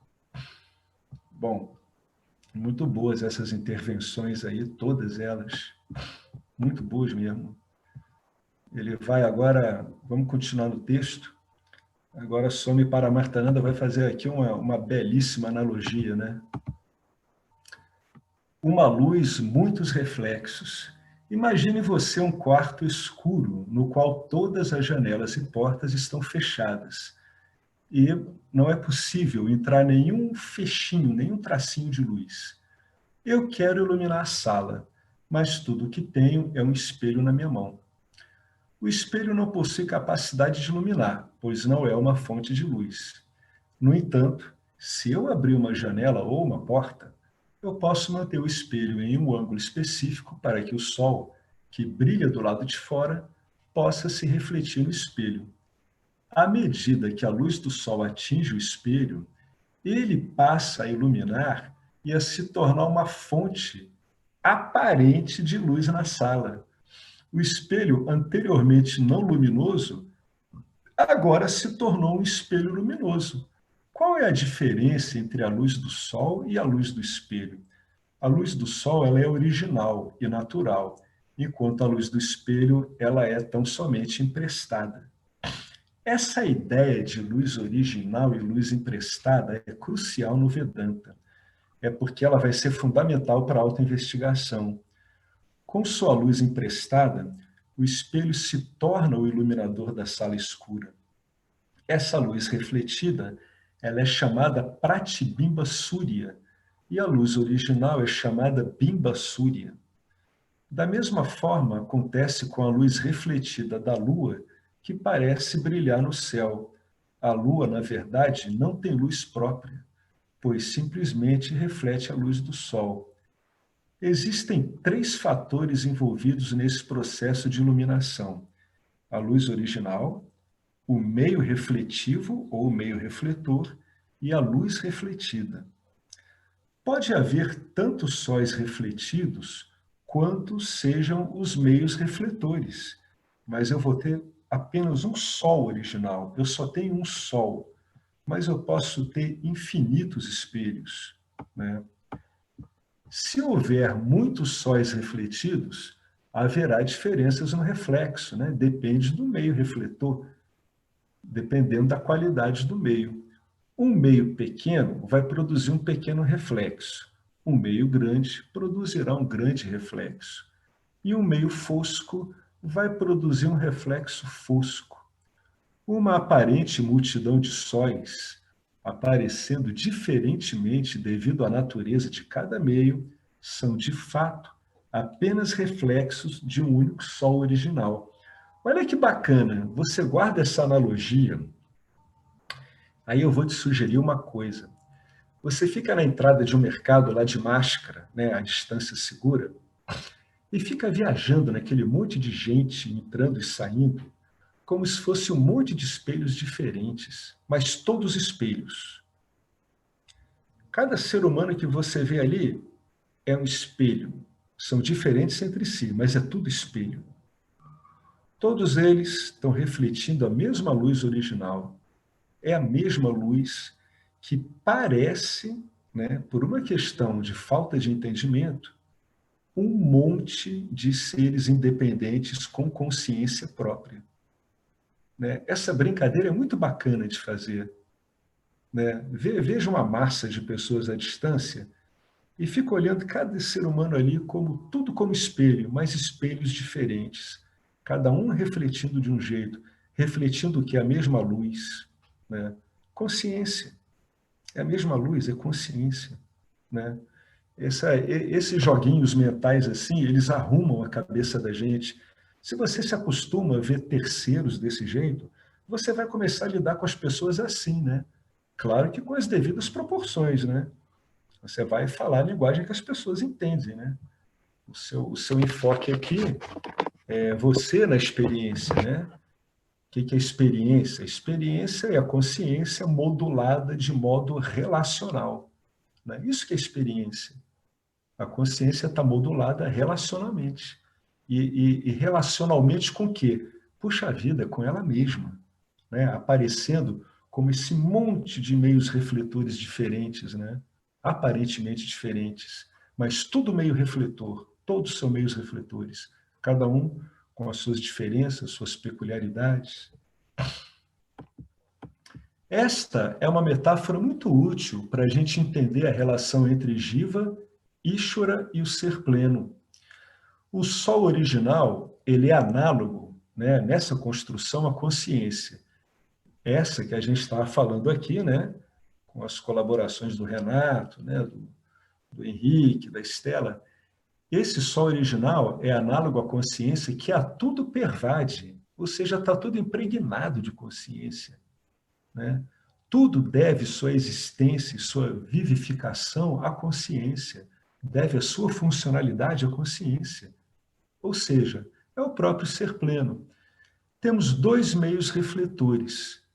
Um sistema de 3 corpos é o do Jiva, os corpos microcósmicos denso, sutil e causal. Esses 3 corpos refletem a consciência e podem ser comparados ao pequenino espelho que reflete a luz do sol, aquele lá de cima, que está iluminando o quarto. Né? O segundo meio refletor é o corpo macrocósmico denso, sutil e causal, que pode ser comparado ao espelho grande. A consciência refletida, que vivifica e unifica os 3 corpos microcósmicos, é chamada de Jiva. Olha ele definindo aqui. Essa definição é muito importante para a autoinvestigação. Tá? É uma boa referência para você investigar. O que é Jiva? Jiva é a consciência original, refletida e vivificadora dos 3 corpos aos quais eu estou associado, eu, consciência, estou associado. Tá? Que corpos são esses?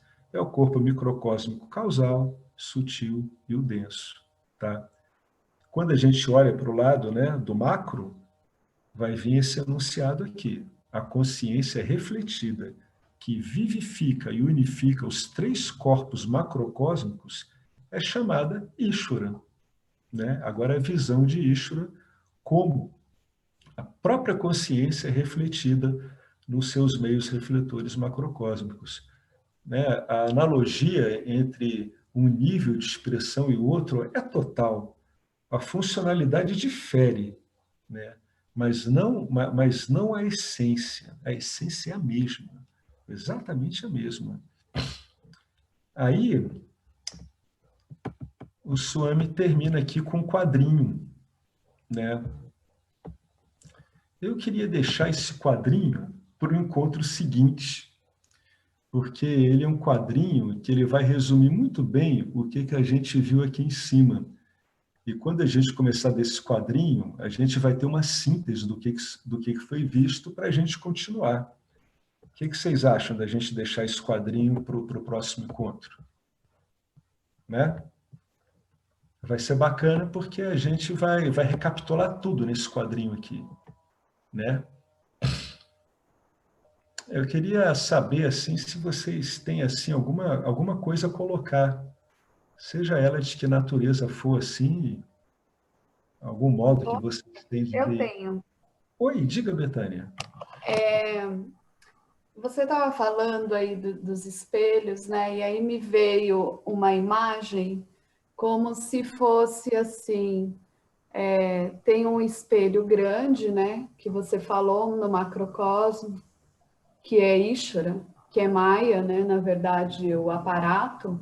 Yeah. E no Jiva tem os espelhos pequenos. Na verdade, então, é o espelho dentro do espelho, né? Quando a gente vê Mitya, eu posso considerar assim? Pode. Nós somos um monte de espelhinhos dentro desse espelhão. É como se uma das atribuições desse espelhão, Betânia, fosse ter nele, né, um monte de espelhinhos pequenininhos que refletem, né, e o reflexo nesses espelhinhos a gente chama de jiva. Vamos chamar de jivinhas, né?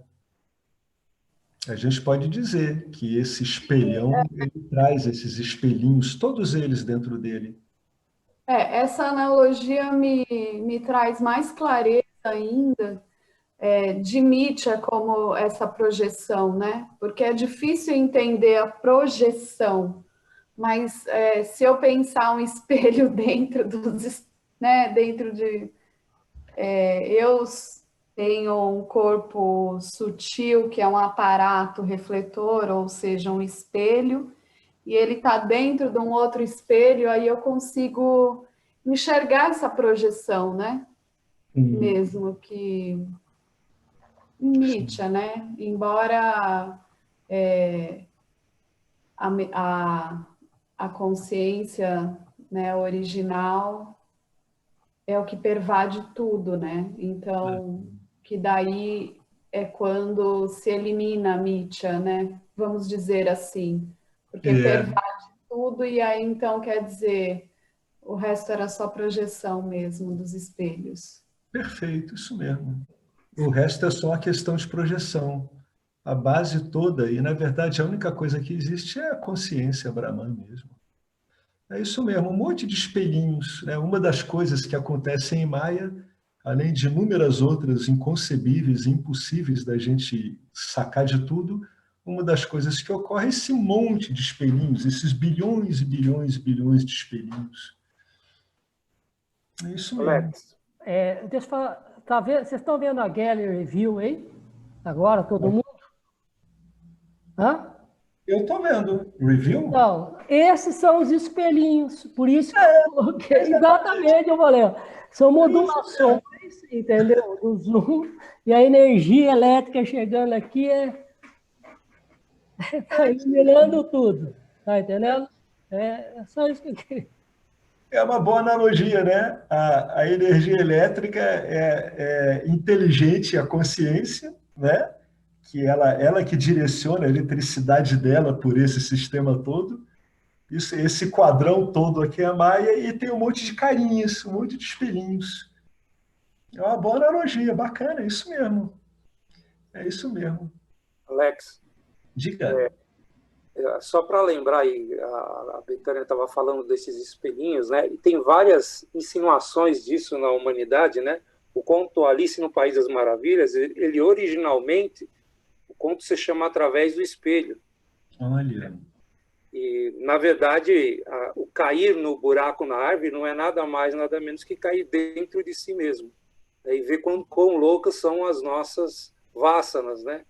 O coelho lá é uma vássana, o gato é uma vássana, é tudo vássana. O chapeleiro é uma... Você está me animando a ler esse livro de novo, viu? Pois é, ele é o Lewis Carroll, né, que escreveu.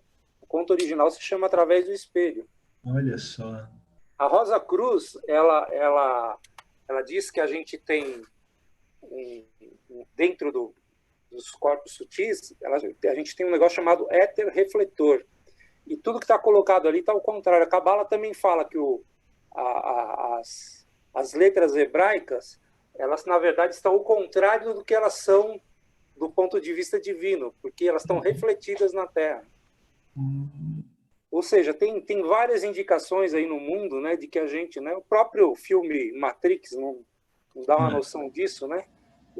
O verdadeiro está lá num mundo diferente, o que está aqui é só um avatar. Pensa que está vivendo a verdade. É engraçado essa condição humana, né? Quando o estudante ele começa a perceber isso, ele fica incomodado, porque no fundo é como se ele fosse um robô, né? Mas depois ele começa a entender que ele está sabendo que ele é um robô. Então a identidade última dele não é o robô, né? É muito interessante isso, né? Ele tem uma hora que incomoda, né? Quando você vê que você é só um penduricalho mesmo, né? É só um marionetezinho. Mas aí é nesse marionete que ocorre o entendimento de que, na verdade, a essência do marionete não é o marionete, né? É bacana isso. É isso mesmo. No fundo, é legal isso. É um jogo de reflexões dentro de reflexões, né? É que nem aquelas salas que a gente entra nos parques de diversões e tem aqueles jogos de reflexão, uma em cima da outra, né? A manifestação é assim mesmo, é por isso que se desidentificar dela sozinho é muito difícil, né? Porque você lida com camadas e camadas, né? E tem uma hora que fica difícil você saber o que está acontecendo, se você se detiver somente nas camadas, né? De reflexo.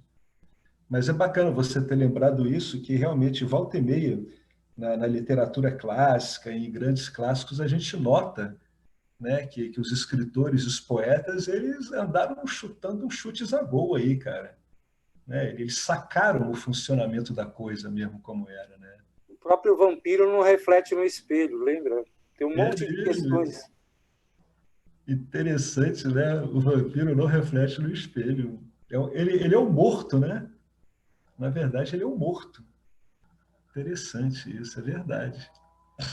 Sempre esses grandes mitos da humanidade, esses arquétipos, têm alguma coisa a ver com isso aqui. Sempre tem.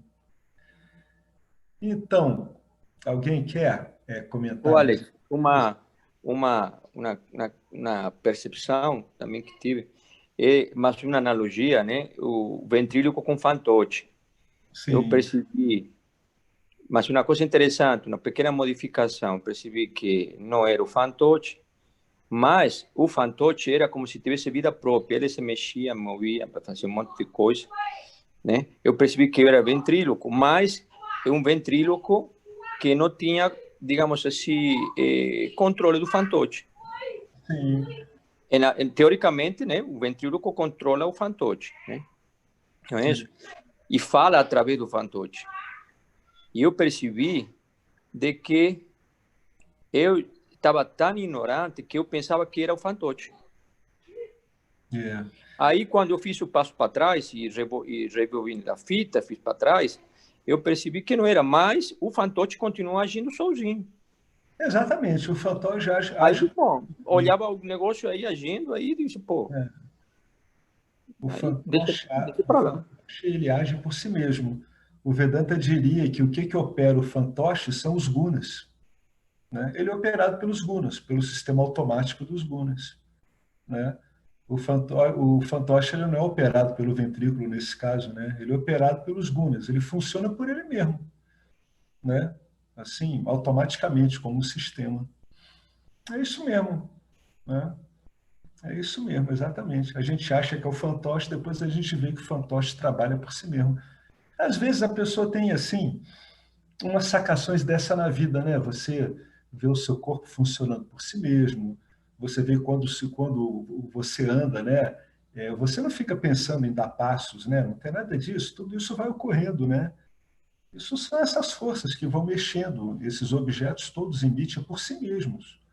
Né? É claro que isso pode ser direcionado, isso pode ser melhorado, isso pode piorar, né? Mas fundamentalmente esses objetos todos em Nietzsche, eles se movem por si mesmos sob influência das gunas, né? No caso dos seres humanos na psique, a influência das gunas é que vão criar os vasanas de operação psíquica, né, do ser humano. Que para nós no Vedanta tem uma importância tremenda isso, que esses que, dependendo da natureza deles, que podem representar um obstáculo muito inconveniente para o autorreconhecimento, né? É isso que é importante ver. Então, todas as vezes que a gente vê também um sistema psíquico funcionando, isso é uma coisa que tem que ter um pouco de esforço no começo, porque é muito contraintuitivo. Todas as vezes que você vê seu arcabouço psíquico funcionando, ele está funcionando ali como fantoche também. Um dos modos que a gente aqui no Ocidente tem para olhar isso com muito cuidado e com muito sucesso é quando você presta muita atenção no que a gente chama de diálogo interno.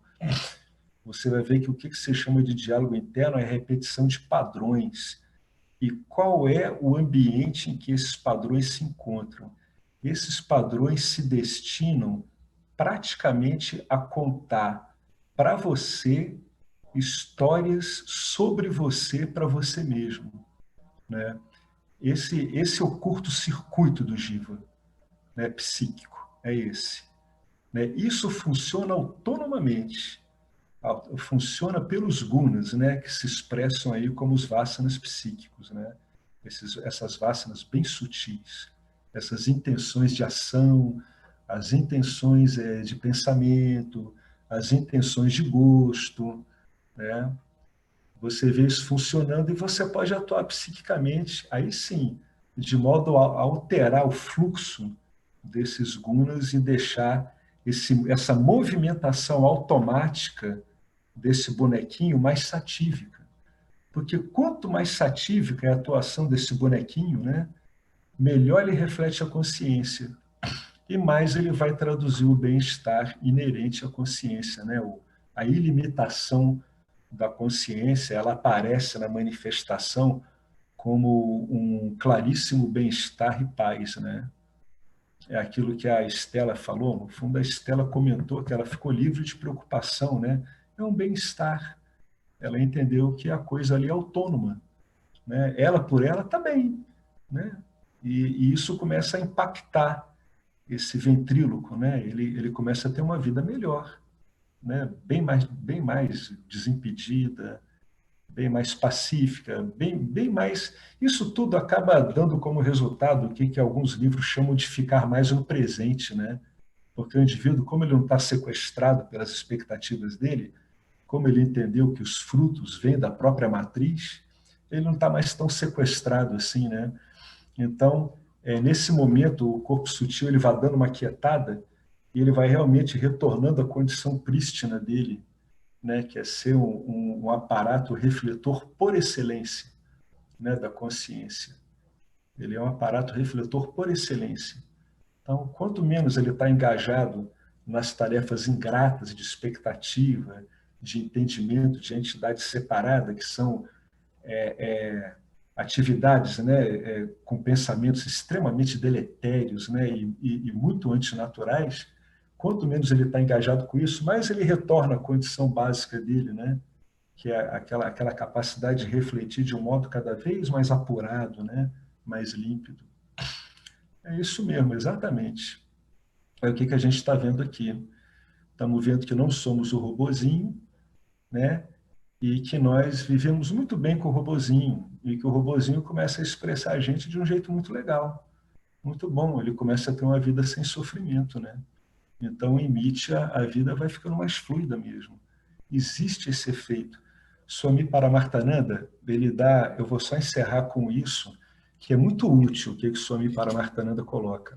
Eu me lembrei disso quando eu vi o vídeo que o Marcelo postou sobre aquele Gnani, né, que ele identifica ali o problema, a solução, né, o meio adequado. Você lembra, Marcelo? Swami Sarva Priyananda. Sarva Priyananda, esse cara é muito bom, eu gosto muito dele, já vi algumas coisas dele. Então, Lá pelo final, assim, ele falou que tem um monge de Chennai que tem um método de aferição prática para ver se esse entendimento, se ele está dando resultado, né? Esse Swami ao qual ele se referiu, de Chennai, é Paramartananda, que ele tem 3 parâmetros, né, com relação às vasanas que causam, que são as vasanas não satívicas, né, que são as vasanas que não interessam a nós cultivar. Ele diz que você pode avaliar o sucesso seu em lidar com isso, usando conhecimento, com 3 parâmetros. Primeiro, a frequência com que isso ocorre. Traduzindo, se essa frequência está diminuindo, né? Segundo, se quando ocorre, a intensidade está diminuindo, né? E ele tem um terceiro parâmetro, que eu não estou lembrando muito bem, mas é se a qualidade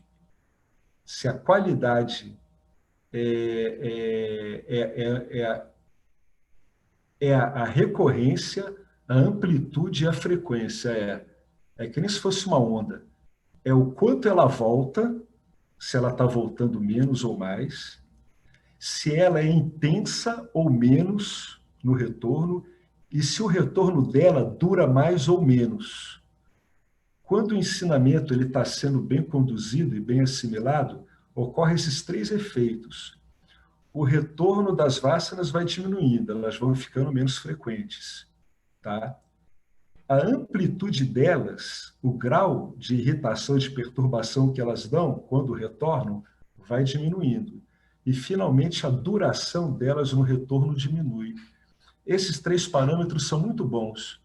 Uma vez identificada alguma vasana, dá para avaliar muito bem por esses 3 parâmetros de Swami Paramartananda, que é ele que está sendo citado por Priyamananda ali, como monge de Chennai.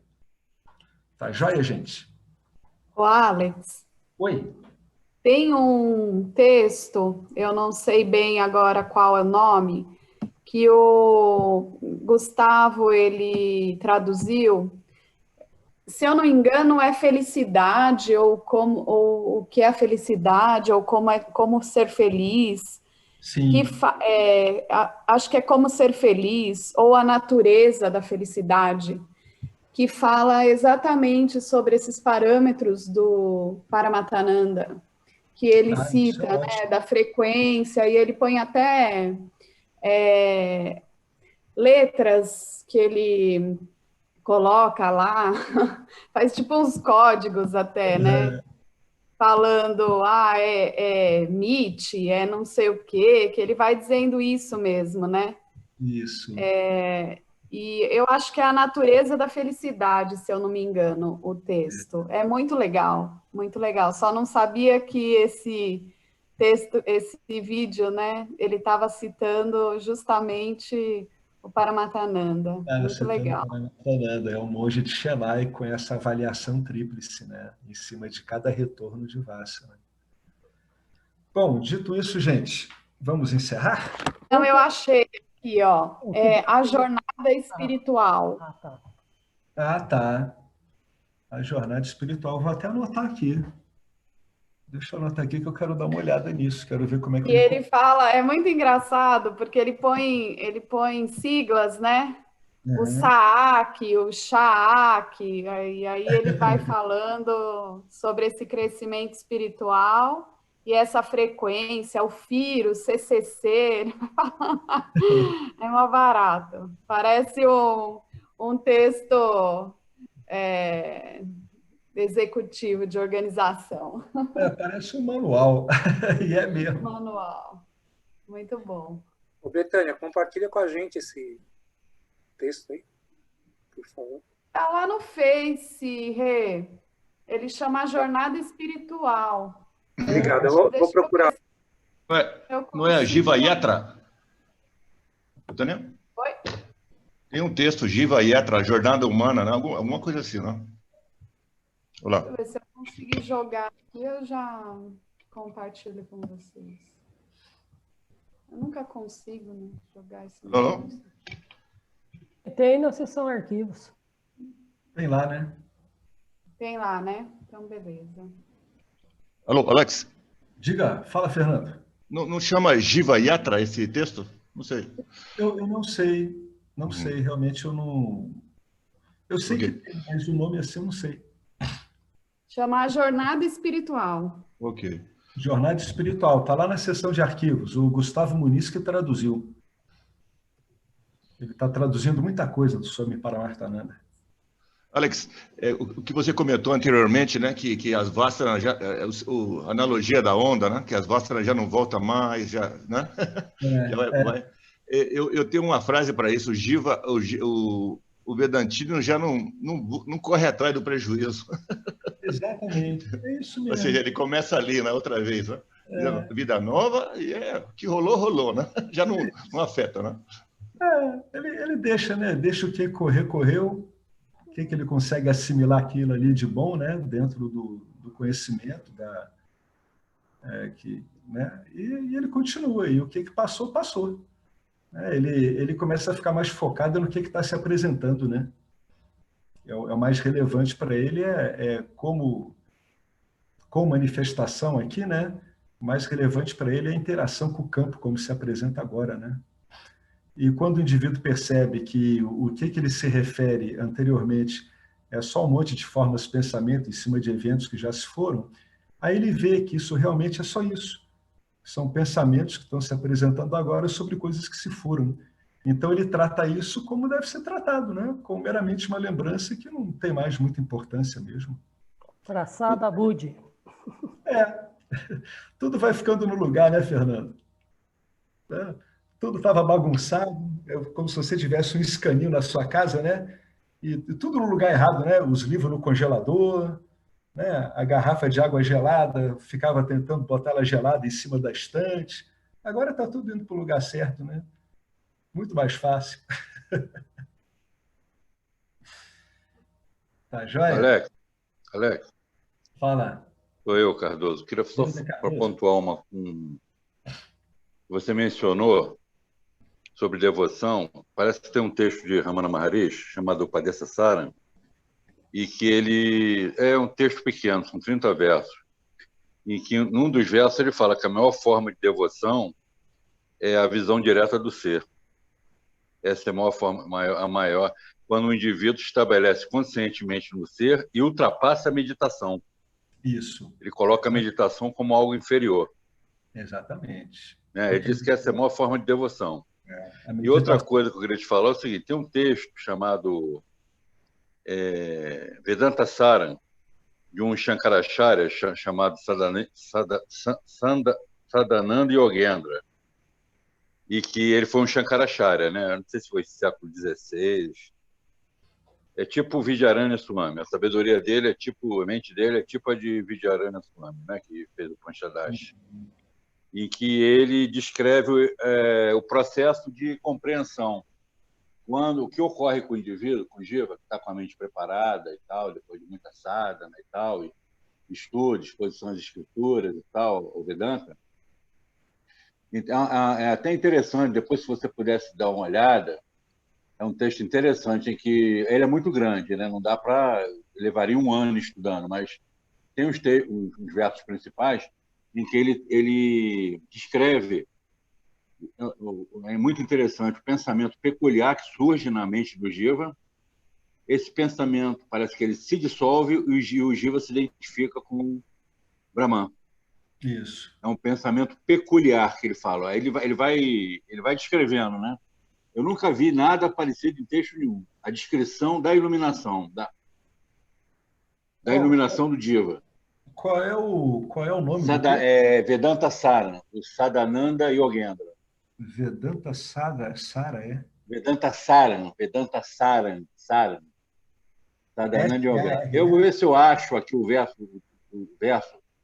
tá. que ele fala do momento do start, como é que ocorre o start, né? Então, e mando para você, para tu dar uma olhada. Manda sim. Não esquece, não. Manda para mim sim, que eu quero ver. Bom, eu queria só pontuar nesse sentido aí, tá? Muito obrigado aí pela aula. Tá? Muito obrigado por tudo aí. Obrigado aí vocês todos aí, obrigado a nós. Bom, então, Marcelo, encerremos? Om Purnamada Purnamidam Purnamudachyate Purnasya Purnamadaya Purnameva Vasishate.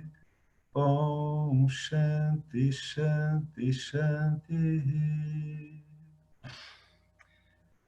Gratidão a Ishvara, gratidão ao Vedanta, gratidão a essa Sampradaya, a todos os nossos professores, e gratidão a nós mesmos que estamos ouvindo isso e vendo, né, como é que isso vai se resolvendo aí no nosso entendimento de nós mesmos. Obrigado a todo mundo e até a próxima. Obrigado, Alex.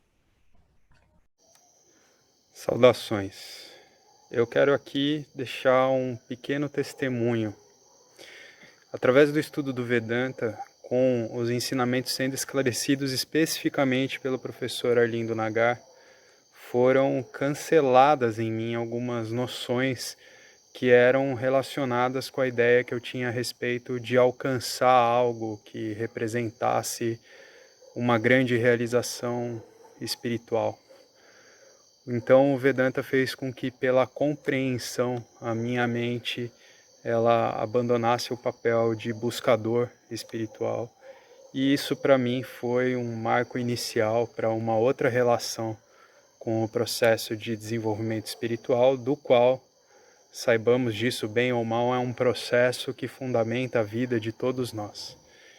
E eu digo isso para estimular todos aqueles que chegam no Vedanta Brasil e entendem que podem se beneficiar da profunda imersão direcionada para o autoconhecimento que é promovida nesse grupo de estudos, que é um grupo que existe graças ao trabalho altruísta do professor Arlindo Nagar, suportado também pelo trabalho voluntário de pessoas que contribuem para a manutenção do grupo de diversas maneiras.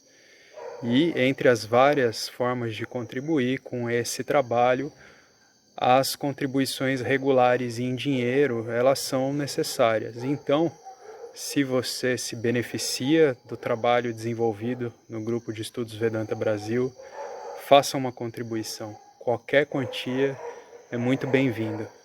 As informações para transferências em dinheiro ficam disponíveis na seção Avisos do nosso grupo no Facebook e serão colocadas na descrição desse vídeo aqui também. Namaskaras.